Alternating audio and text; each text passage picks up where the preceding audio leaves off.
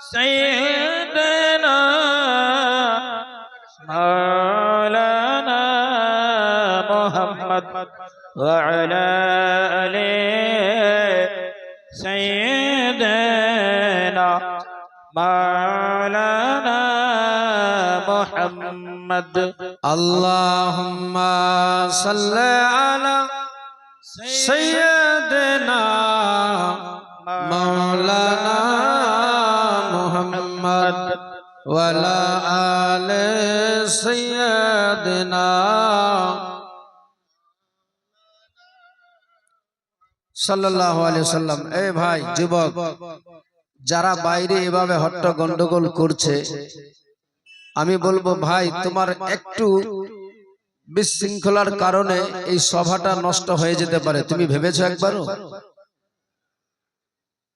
জীবনে কতটা কি করেছো আমি জানি না, অন্তত এই জায়গাতে যেখানে হাদিস কোরআনের আলোচনা হচ্ছে সেই জায়গাটুকু কমসে কম সঠিক যেন থাকে, এটুকু ভাবো। আর এই রং তামাশায় যদি মেতে থাকো আর যদি মারা যাও, গ্যারান্টি তোমার জাহান্নাম ছাড়া ঠিকানা কোথাও হবে না। জি বেশক। নিজে না পারবে শুনতে, অপরকে শোনার সুযোগ করে দাও, এটাই না?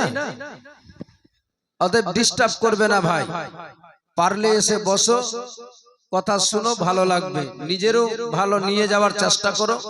হতে পারে জানি না আজকের রাতটাই আমাদের জীবনের শেষ রাত হয়ে যেতে পারে। নিঃশ্বাসের কোনো বিশ্বাস নাই, জীবনের কোনো গ্যারান্টি নাই। এই যে আমরা করছি না সব আমার আমার আমার, এটা আমার ওটা আমার, আমার আমার কিছু নাই।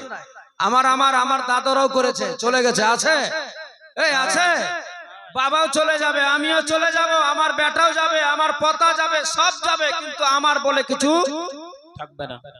এত রং তামাশা বাহাদুরি করে কোনো লাভ দিবে? কিছু লাভ দিবে না। এই জন্য কবি বলেছে শুরু হবে তার আগে আর দু একটা ছন্দ বলা যায়, যাবে যাবে? একটু সকলে বলুন তো ইয়া রাসূলুল্লাহ। এ মুসলমান যুবক ভাই, যাবে কোথায় ভেগে? কবি এই জন্য বলছে, চিন্তা করে দেখো না কবরে কি যাইবা না, যেই কবরে নবী ছাড়া আপন কাহ থাকবে না, যেই কবরে নবী ছাড়া আপন কাহ থাকবে না, চিন্তা করে দেখো না কবরে কি যাইবা না। বেশক সুবহানাল্লাহ। চিন্তা করে দেখো না কবরে কি যাইবা না, যেই কবরে নবী ছাড়া আপন কাহ থাকবে না, চিন্তা করে দেখো না কবরে কি যাইবা না। এ দুনিয়া ছাড়িয়া যাবে কোথায় ভাগিয়া, এ দুনিয়া ছাড়িয়া যাবে কোথায় ভাগিয়া, এ দুনিয়া ছাড়িয়া যাবে কোথায় ভাগিয়া, মরণ তোমায় লইবে ঘিরে, মরণ তোমায় লইবে ঘিরে, যতই করো বাহানা। বেশক। মরণ তোমায় লইবে ঘিরে, যতই করো বাহানা, চিন্তা করে দেখো না কবরে কি যাইবা না, যেই কবরে নবী ছাড়া আপন কাহ থাকবে না, চিন্তা করে দেখো না কবরে কি যাইবা না। সুবহানাল্লাহ সুবহানাল্লাহ।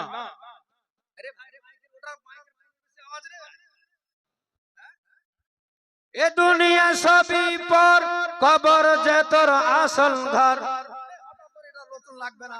এ দুনিয়া সবই পর, কবর যে তোর আসল ঘর, এ দুনিয়ায় সবই পর, কবর যে তোর আসল ঘর। সুবহানাল্লাহ, জোরে সোরে বলতে হবে। এ দুনিয়া সবই পর, কবর যে তোর আসল ঘর, এ দুনিয়ায় সবই পর, কবর যে তোর আসল ঘর। কেমনে সেথায় থাকবে সোয়ে, কেমনে সেথায় থাকবে সোয়ে, শুধুই মাটির বিছানা। সুবহানাল্লাহ। কেমনে সেথায় থাকবে সোয়ে, শুধুই মাটির বিছানা, চিন্তা করে দেখো না কবরে কি যাইবা না, যেই কবরে নবী ছাড়া আপন কাহ থাকবে না, যেই কবরে নবী ছাড়া আপন কাহ থাকবে না, চিন্তা করে দেখো না কবরে কি যাইবা না, চিন্তা করে দেখো না কবরে কি যাইবা না। কবর দেখে আমাদেরকে ভয় করা লাগে। আয়াতে কারিমা তেলাওয়াত করেছিলাম যে লাকাদ কানা লাকুম ফি রাসূলিল্লাহি উসওয়াতুন হাসানাহ। এই পৃথিবীর মানুষ, এ আমার বান্দারা, তোমরা যদি আদর্শবান হতে চাও, সুচরিত্রবান হতে চাও, তাহলে আমার নবীর আদর্শ, আমার নবীর কথা, আমার নবীর চলাফেরাকে ফলো করো। তাতে তুমি দুনিয়াতেও কামিয়াবি হয়ে যাবে, আখিরাতেও কামিয়াবি হয়ে যাবে। বেশক সুবহানাল্লাহ। বাবাজি ভাই, আল্লাহর বড় দয়া মায়া হয়েছে, আজ আমরা বসেছি এই জায়গাতে যেখানে 3 রাত্রি ব্যাপী জীবনের আয়োজন করা হয়েছে। গত রাত্রি আপনাদের আমন্ত্রিত বক্তা ছিল, আজকে আপনারা আবার দেখতে পাচ্ছেন নতুন চেহারা। জি তবে আমি কিন্তু বেশি দূরের না, আপনাদের নিকটেরই, বুঝেন না? মালদা দিয়েছেন না? হ্যাঁ, মালদা মানে মালদা, বুঝতে পারছেন? এই তো মালদা। যাই হোক, একটু ইকোটা কমিয়ে দাও হালকা। আপনারা সকলে জানেন নবী পাক সাল্লাল্লাহু আলাইহি ওয়াসাল্লামের জিন্দেগানি, জীবন কাহিনী আপনারা কতটুকু শুনেছেন আমি জানি না, তবে ডক্টর আব্দুল মাহবুব সাহেব এবং মাস্টার ইয়াসিন সাহেব এখনই বললেন যে আমরা নবুয়তের প্রকাশের ঘটনা থেকে শুনতে চাই। জি আসলে আমার আল্লাহ তাআলা আমার নবীকে সমস্ত কিছু নবুয়তের যাহা কিছু লাগে সমস্ত, আগেই বলেছি ইমামুল আম্বিয়া, সমস্ত নবীদের সর্দার করে বেশক সুবহানাল্লাহ। নবুয়ত প্রাপ্ত করে আমার নবীকে পৃথিবীতে পাঠিয়েছে। সুবহানাল্লাহ। কিন্তু যখন প্রয়োজন লেগেছে সেই সময় আমার আল্লাহ বলে এবার আপনি প্রকাশ্য করেন জি পৃথিবীর মানুষের কাছে। বলুন সুবহানাল্লাহ। সুবহানাল্লাহ। যদি বলে যে না নবী 40 বছর পরে নবুয়ত প্রাপ্ত হয়েছে, তাহলে মানা যাবে না, ঈমানও ঠিক থাকবে না। কারণ আমার নবীকে সমস্ত জ্ঞানের ভান্ডার বানিয়ে দিয়েছে। বেশক সৃষ্টির শ্রেষ্ঠ, সবার আগে আমার নবীকে সৃষ্টি করেছে, তারপরে আল্লাহ সমস্ত কিছু সৃষ্টি করেছে। বেশক তো যেখানে আমার নবীকে আগে সৃষ্টি করেছে, তা হতে গেলে আমার নবীর কিছু কমি থাকবে না আর যে এই ধরনের ভাবনা চিন্তা রাখবে তার ঈমান থাকবে না। অতএব আমাদেরকে পাক্কা সাচ্চা, আমরা বিশাল বড় ভাগ্যবান যে আমরা সেই নবীর উম্মতি হতে পেরেছি। সুবহানাল্লাহ।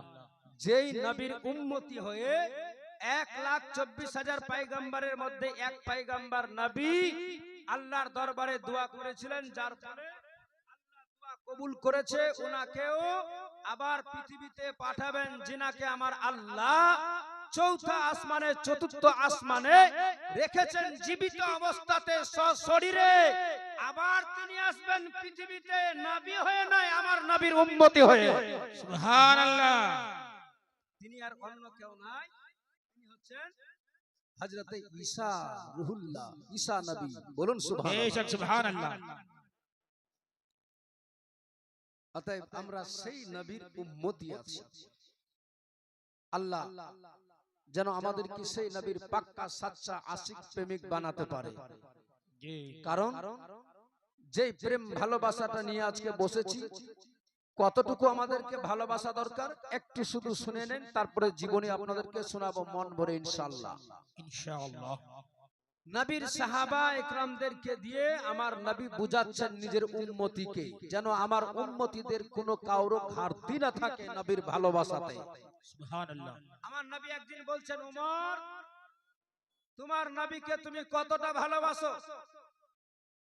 হযরত উমরে ফারুক সেই সময় বলেছিলেন, ইয়া রাসূলুল্লাহ, ইয়া হাবিবাল্লাহ, নবী গো, আমার মা বাবা ছেলে মেয়ে বিবি জমি জায়গা টাকা পয়সা সমস্ত কিছুতেও আপনারে আমি বেশি ভালোবাসি। সুবহানাল্লাহ। আমার নবী বলছেন, উমর, এখনো তুমি পূর্ণাঙ্গ মুমিন হতে পারোনি। জি।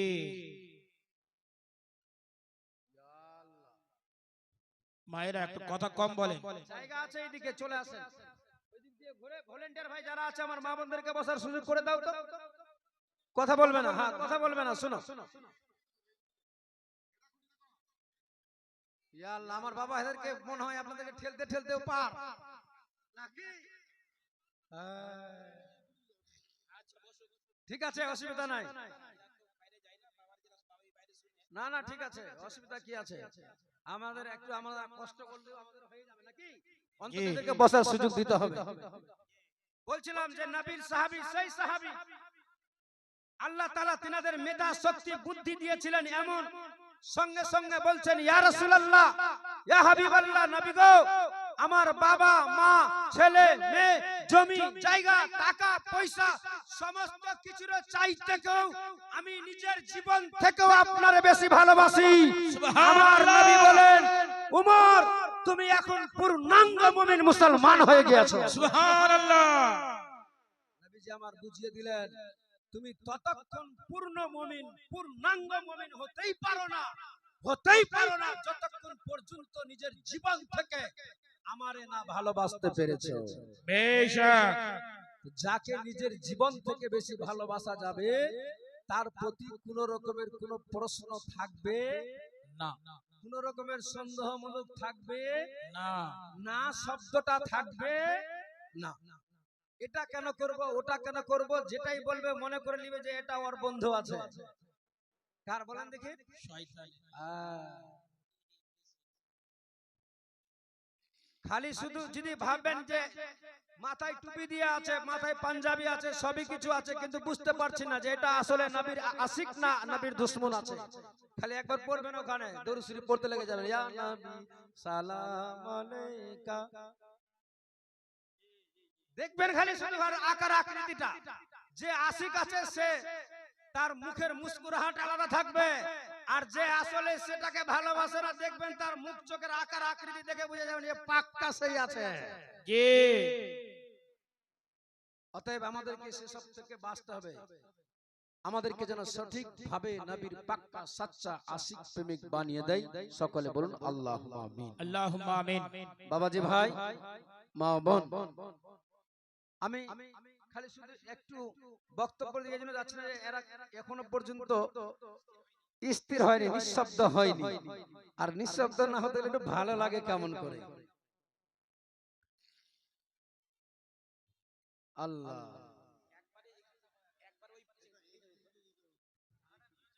এই একবারে ওই খুঁটিতে বেঁধে দেন না, ওই খুঁটিটাতে একবারে বেঁধে দেন, কাপড়টা ওই খুঁটিতে বাঁধেন।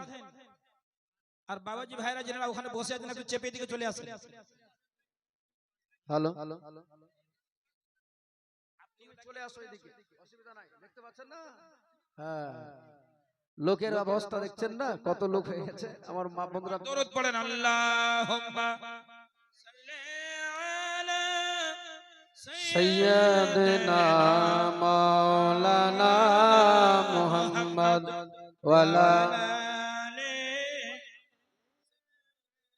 ওয়ালা আলে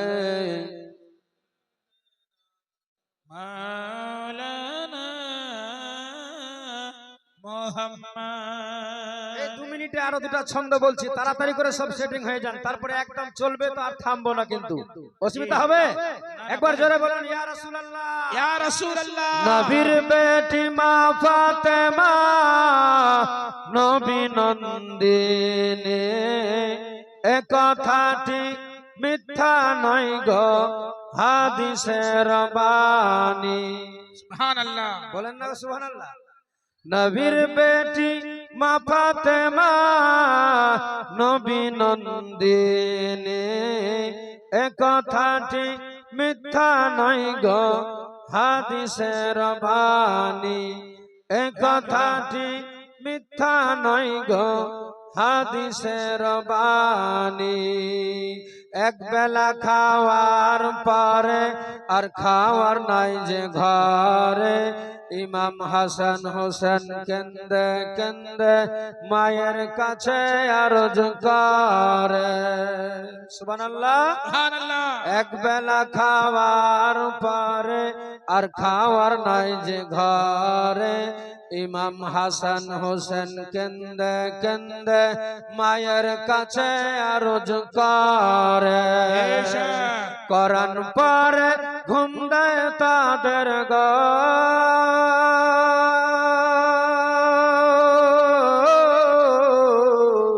করান পরে ঘুম দেয় তাদের ওই মধুমাখা বাণী, জান্নাতের রানী।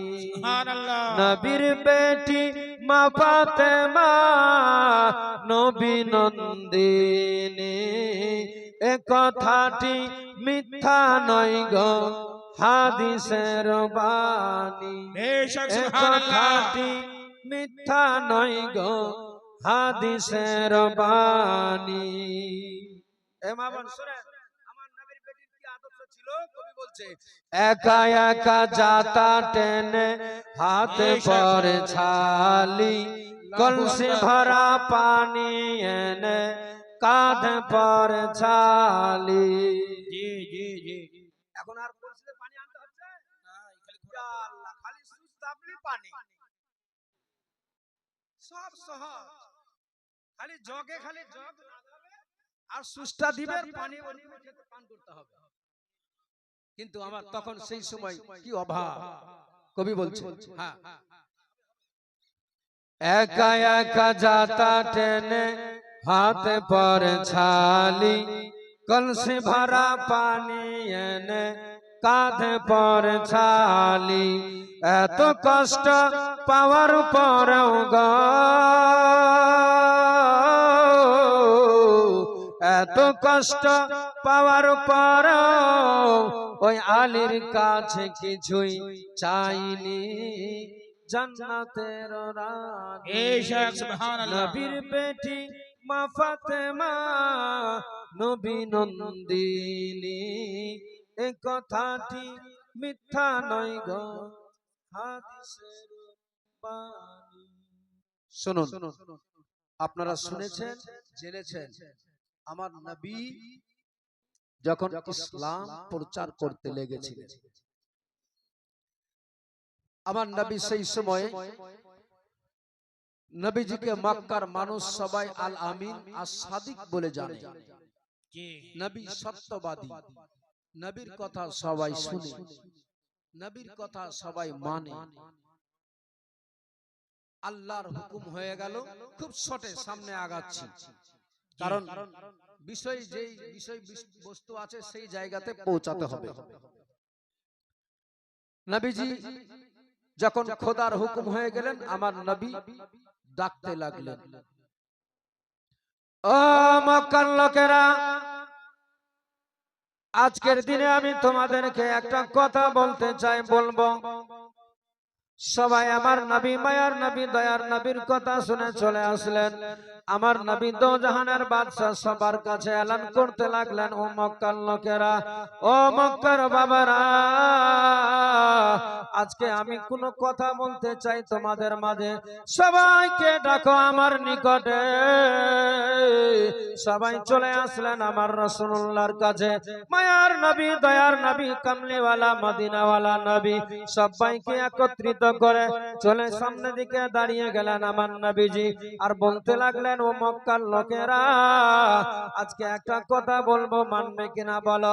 বলেন হুজুর, কি বলতে চান? আপনি হচ্ছেন সত্যবাদী, আপনি হচ্ছেন আল আমিন আর সাদিক, আপনি যা বলবেন আমরা মানতে রাজি আছি। আমার নবী সেই সময় বলেছিলেন, বলো তো, আমি যদি এখন বলি পাহাড়ের ওই আড়ালে, পাহাড়ের ওই পারে কিছু শত্রু তোমাদেরকে মারার জন্য পরিকল্পনা নিয়ে দাঁড়িয়ে আছে, বলো তোমরা মানবে কিনা? মানবে বলো। বলো। সেই সময় বলেছিলেন হুজুর আপনি বলতে গেলে আমরা সবাই এক বাক্যে মেনে নিব, কারণ আপনি হচ্ছেন সত্যবাদী। আমরা জানি আপনি সত্য ছাড়া মিথ্যার আশ্রয় নিবেন না। বেশক যেমনি আমার নবী মায়ার নবী দয়ার নবী এই কথা বলেছে, সেই সময় আমার নবী দো জাহানের বাদশা বলতে লাগলেন, ও মক্কার লোকেরা, তাহলে একটা কথা বলি তোমাদেরকে, মন দিয়ে শোনো। এতদিন ধরে তোমরা যা যা করলে আমি কোনো বাধা দিইনি, তবে আজকে প্রকাশ্য ভাবে তোমাদের মাঝে বলতে চাই, মূর্তি পূজা ছেড়ে দাও, বুত পূজা ছেড়ে দাও, নারী নির্যাতন ছেড়ে দাও, অসৎ কাজ থেকে দূরে সরে যাও, আল্লাহকে এক মানো। সবার সৃষ্টিকর্তা আল্লাহ হচ্ছে একজনা, ওই আল্লাহকে মানো। আমি আল্লাহর পয়গম্বর, আমি হচ্ছি নবী, আমাকে তোমরা মেনে না। সুবহানাল্লাহ। এ বেরাদার মুসলমান, ও বাবাজি ভাইরা, ও আমার মা বোনেরা, মন দিয়ে শুনুন। মায়ার নবী দয়ার নবীর কথা বলি আপনাদের মাঝে। যেই নবী মায়ার নবী দয়ার নবী বাবা হারা হয়ে গিয়েছিলেন মায়ের গর্ভে, যেই নবীজি আমার যখন মায়ের গর্ভে, সেই সময় বাবা চলে গেলেন দুনিয়া ছেড়ে, বাবাকে দেখতে পেল না। সেই নবী দুনিয়ায় আসার সাথে সাথে মাত্র 6 বছর বয়সে আমার নবী মাকেও হারিয়ে ফেললেন বাবারে। ওই মায়ার নবী দয়ার নবীর 8 বছর বয়সে আবার দাদুকেও হারিয়ে ফেলল। এ মুসলমান, যার মা নাই, বাবা নাই, দাদা নাই, কেউ নাই, আমার সেই ইতিম নবী কত কষ্টই বুকের মধ্যে ব্যথা নিয়ে বেদনা নিয়ে দাঁড়িয়েছিলেন মক্কার মতো জায়গাতে। যেমনি বলেছে সেই সময় সবাই চুপ ছিল, বাবা কেউ কোনো কথা বলে না। সবার আগে আবু লাহাব যেই ছিল, সঙ্গে সঙ্গে হাত দেখিয়ে আঙুল দেখিয়ে বলে, ও মুহাম্মদ, এতদিন তোমারে আমি ভালোবাসতাম, ভালো ভাবতাম, কিন্তু আজকে মনে করলাম তুমি এত বড় বাটুয়ার, এত বড় মিথ্যা কথা বলো। কারণ আজকের দিনে তুমি নবী দাবি করে দিয়েছো, তোমার মতো মৃত্যু কেউ নাই, কেউ নাই, কেউ নাই। ও মক্কার লোকেরা, খবরদার, খবরদার, এই মুহাম্মাদের কথাতে তোমরা পড়ো না, মুহাম্মাদের কথা শুনলে হবে না। যাও তোমরা এখান থেকে নিজের নিজের বাড়িতে ফেরত চলে যাও। এ মুসলমান, যেমনি এই কথা বলেছে সবাই চলে যেতে লাগলো বাবারে। সেই সময় যদিও ছোট ছিলেন বয়সে, সেই সময় হযরতে আলী শেরে খোদা হায়দারে কাররার মাত্র 8 বছর বয়স ছিল বাবা, কোন কিতাবে পাওয়া যায় 12 বছর। সেই সময় আমার নবী দো জাহানের বাদশার নিকটে হাত জোড় করে কাকুতি মিনতি করে বলে, ইয়া রাসূলুল্লাহ, ইয়া হাবিবাল্লাহ, নবী গো, আপনার যদি একটা পারমিশন হয়, একটা কথা বলতাম আমি। আমার মায়ার নবী দয়ার নবী বলেছিলেন, বলো বলো, কি বলবে? বলে, ইয়া রাসূলুল্লাহ, ইয়া হাবিবাল্লাহ, নবী গো, আপনি যে ইসলামের দাওয়াত দিয়েছেন, আপনার কথা শুনে সবাই চলে গেল, কিন্তু আপনি যদি আমারে পারমিশন দেন, আজ সবার আগে সর্বপ্রথমে আমি ইসলাম কবুল করতে চাই। সুবহানাল্লাহ। নবী আমার বলেন, পড়ো কালমা তাইয়্যিবা, লা ইলাহা ইল্লাল্লাহু মুহাম্মাদুর রাসূলুল্লাহ সাল্লাল্লাহু আলাইহি ওয়াসাল্লাম। কষ্ট হচ্ছে সুবহানাল্লাহ। ইনশাআল্লাহ। আমার নবী পড়িয়ে তো দিলেন, কিন্তু আমার নবীর কলেজা ফেটে গেল। কেন জানেন? যেই নবীকে এই আবু লাহাব তুচ্ছ ভাষায় কথা বলে শত শত মানুষের সামনে আমার রাসূলুল্লাহকে বেইজ্জত করে, নবীর কলেজায় আঘাত লেগেছে। যেই আঘাত লাগার কারণে আমার আল্লাহর আরশে আজিমে গিয়ে পৌঁছেছে। আমার আল্লাহ তাআলা সঙ্গে সঙ্গে কোরআনের আয়াত নাজিল করে বলে, ওগো আমার হাবিব, আপনি চিন্তিত হয়েন না। এই জন্য আবি লাহাব ওয়া তাব্বা মা আগনা আনহু মালহু ওমা কাসাব সায়াসলা নারান জাতা লাহাব ওয়া ইমরাআতুহু হাম্মালাতাল হাতাব ফি জিদিহা হাবলুম মিন মাসাদ। আমার হাবিব আপনাকে সে লজ্জিত করতে চায়, আপনাকে ধ্বংস হতে বলে না, সে ধ্বংস হয়ে যাবে, তার কিছুই থাকবে না। আপনার মান সম্মান আমি আল্লাহ আরো বাড়িয়ে দিব। সুবহানাল্লাহ। পবিত্র কোরআনে আরো দুরূহ বলে ওয়াদুহা ওয়াল লাইলি ওয়ালা বেশক ওয়ালা সাউফা ইউতিকা রাব্বুকা ফাতারদা। ওগো আমার হাবিব, পৃথিবীর মানুষ আপনার সম্মানকে বেঘাত ঘটাতে চায়, কিন্তু আমি আল্লাহ যতই পৃথিবীর মানুষ চেষ্টা করুক না কেন আপনাকে অসম্মান করতে, আপনাকে ছোট করতে, যতই ছোট করবে আমি আল্লাহ আপনার সম্মান আরো বাড়িয়ে দেব। সুবহানাল্লাহ। নারে তাকবীর, নারে রিসালাত, ইসলাম ইসলাম, নারে তাকবীর, নারে রিসালাত। সুবহানাল্লাহ, সুবহানাল্লাহ। ওগো আমার হাবিব, ওগো আমার দোস্ত, আপনি চিন্তিত হবেন না। মা বোন, কোনো আওয়াজ হবে না, মন দিয়ে শুনুন, কোনো কথা হবে না। কি হয়েছে ভাই?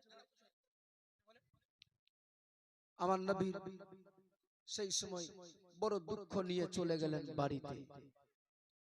অনেক ইতিহাস আছে, ওলামা একরাম বসে আছে, তবে শটের সামনে কিছু একটু আগায় আরো। আমার নবীজির কাছে একেবারে দিগরে আস্তে আস্তে ইসলাম কবুল করতে লাগলেন, কিন্তু সেই সময় আমার নবী প্রকাশ্য সবার কাছে ইসলামের দাওয়াত দিতে পারতেন না, পারছিলেন না। আমার নবীর দ্বারা সবই সম্ভব ছিল। যদি বলি পারতেন না তাহলে বলা ভুল হবে। নবীর দ্বারা সবই সম্ভব ছিল, কিন্তু পৃথিবীর মানুষকে বোঝার জন্য নম্রতা, ভদ্রতা, সাধুতা কারে বলে এইটা বোঝানোর জন্য আমার নবী ধৈর্য সবুর ধরে, ধৈর্য ধারণ করে নবীজি আমার ইসলামের দাওয়াত পৌঁছিয়েছে পৃথিবীর মানুষের কাছে। সুবহানাল্লাহ। কারণ আমার নবীর জন্যই তো আল্লাহ জাহান সৃষ্টি করেছে। জি, আমার নবীর কোনো কষ্ট হবে এটা হতে পারে না। কিন্তু নবীজি আমার বুঝাচ্ছেন পৃথিবীর মানুষকে, দেখো ধৈর্য কারে বলে, সবুর কারে বলে। যারা ধৈর্য ধারণ করে, যারা সবুর করে, আল্লাহ তাআলা তার সঙ্গ দেয়। আল্লাহ তাআলা বলে, বান্দারে তুমি হয়তো ধৈর্য ধারণ করতে গিয়ে হয়তো একটু বিপদের সম্মুখীন হবে, কিন্তু তোমারই একটা টাইম হয়ে চলে আসবে, তোমার জয় হয়ে যাবে। যতই আপনি তোমার এই মানুষ ও লজ্জিত করতে চাক না কেন, কিন্তু আমি আল্লাহ তোমার মান, ইজ্জত, সম্মানকে আরো বাড়িয়ে দিব। বেশক আমার নবীর দো জাহানের বাদশাহ কামলিওয়ালা নবীজিকে মারবেন বলে নানা ধরনের সমস্যা শুরু করলেন, তারা ষড়যন্ত্র চালু করে দিয়েছে। একদম মাইক ঠিক আছে, আর কিছু করতে হবে না, আওয়াজ ঠিক আছে না? হ্যাঁ, একদম ঠিক আছে সেটা। আমার নবী দো জাহানের বাদশাহ সবার কাছে ইসলামের দাওয়াত দিচ্ছে, চুপি চুপি ভাবে হচ্ছে। কিন্তু সেই সময় আমার নবীর চাচা আমির হামজা, কি নাম বললাম? আমির হামজা। আমির হামজা ইসলাম কবুল করে নাই। খালি একটু করে ইশারা দিয়ে আমি আগে বাড়বো, তারপরে শুনবেন, ভালো লাগবে। আমির হামজা ইসলাম কবুল করে নাই। আমার নবী দো জাহানের বাদশাকে সেই সময় মারার জন্য আবু জেহেল, উতবা, সাইবা, মুগাইরা, আবু লাহাব এরা একটা বৈঠক বসেছে, মিটিং করেছে কেমনি মারা যাবে। ওদের মধ্যে অনেকে বলেছে আমি পারবো মারতে, আমি পারবো মারতে। তাফসীরের মধ্যে পাওয়া যায় একজন বলেছে যে আমার কাছে একটা এমন অস্ত্র আছে, এমন যন্ত্র আছে, যেটা দিয়ে মারতে গেলে পৃথিবীর কোনো মানুষ নাই, তারে যদি আমি আঘাত করি তারে বাঁচাতে পারে। সেটা কেমন? বলা হয়েছে যে ওই গরুর শিং হয় না, বড় বড় শিং, ওই সিংয়ের ধার করে বিষাক্ত তার মধ্যে রাখা আছে, যদি একবার সেটা দিয়ে মারা যায় তাহলে তাকে কেউ বাঁচাতে পারবে না, আমার নবীকে মারবে। নবীজি আমার কাবাখানার পাশে যাচ্ছেন, আর ওই মুহূর্তে তারা পরিকল্পনা নিয়ে নিয়েছে। নবীর চাচা যদিও ইসলাম কবুল করেনি, কিন্তু ভাতিজার প্রতি প্রেম ভালোবাসা আছে কিনা? জি। দেখা গেল যে ভাইয়ে ভাইয়ে সমস্যা, কিন্তু ভাতিজার প্রতি দরদ আছে, আছে না? দেখা গেল যে ভাইয়ে ভাইয়েতে মারামারি কাটাকাটি হয়েছে, কিন্তু ওই ভাতিস পুত্রকে কেউ যদি মারে, ওর চাচা দেখে থাকতে পারবে? পারবে? এতদিন বলেনি, কোনো কথাবার্তা বলা সারা হয় না, কিন্তু ভাতুষপুত্রর পরে ভাতিজার পরে যখন মারবে বলে কে রে, নাই আমরা তার বংশতে রক্তে আমাদের আমার রক্ত আছে, আমার কলেজার টুকরা আছে, কার বুকের পাট আছে টাচ করে দেখতে একবার এখন এই মুহূর্তে জি হয় না এটা? আবু জেহেল এরা মারার পরিকল্পনা নিয়েছে। আমির হামজা সেই দিনে বনে শিকার করতে যাচ্ছে, উনি কিন্তু হরিণ ধরতে খুবই ভালোবাসতেন।